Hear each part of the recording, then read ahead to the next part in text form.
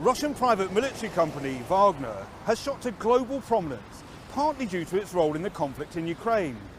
Its forces have played a crucial role in key military operations that have seen Russian forces take control of many towns.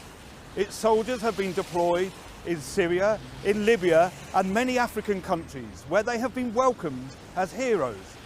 But in the West, Wagner is controversial. It is accused of war crimes and other atrocities.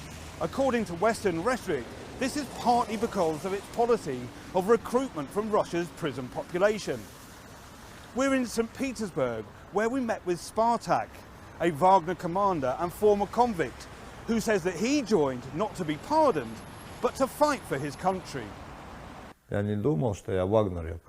didn't think I would end up in Wagner. I signed the papers to go, and here I am. The boss came to our prison. He just made an offer and told everything how it was. The war is brutal. It's not the Chechen war. Some decided to go, and some didn't. I decided instantly. I wasn't even thinking about the amnesty. Yes, of course, amnesty is great, and my term is long. I had other motives. My relatives died there, and I was ready to serve the motherland if needed at any time. We asked him about his previous crimes, and if he feels that serving in Wagner is an opportunity for convicts to redeem themselves. I first went to serve in the security force in Chechnya in 2002. There were many issues to deal with in the motherland. I served until 2005 and was wounded in a special operation. After that, I worked here and there, studied to become a construction worker. To be honest, I didn't manage to find myself.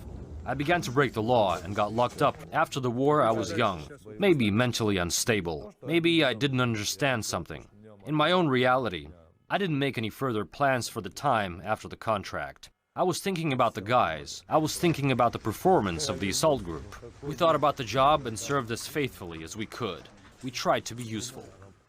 I personally saw death 10 to 15 times in front of my eyes. There it was. I left the trench for a second, and my friend was killed. I believe I have redeemed myself.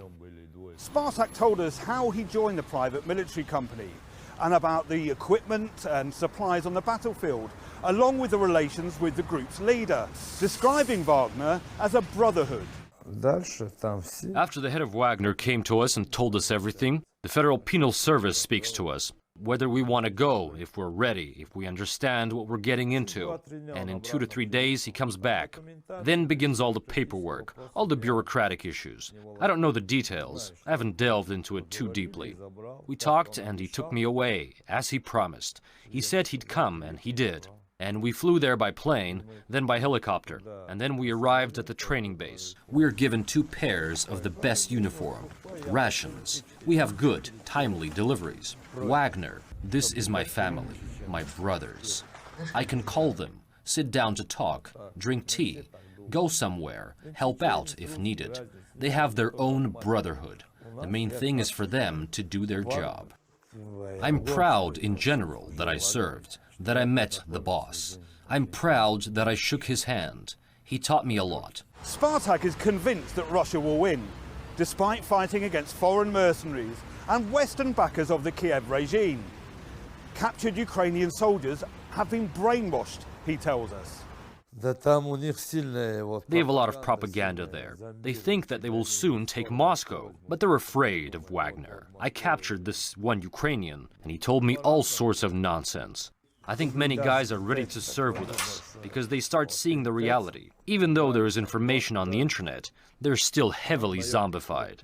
We had our first battle, there were mercenaries there, Swedes, Norwegians, Poles, and many others. We fought with dignity, and we shot everyone. The task was completed in full, and then we left. As Russian advances on the battlefield continue, so does the West's slanders and lies. An indication, perhaps, that the conflict in Ukraine is slipping through their hands.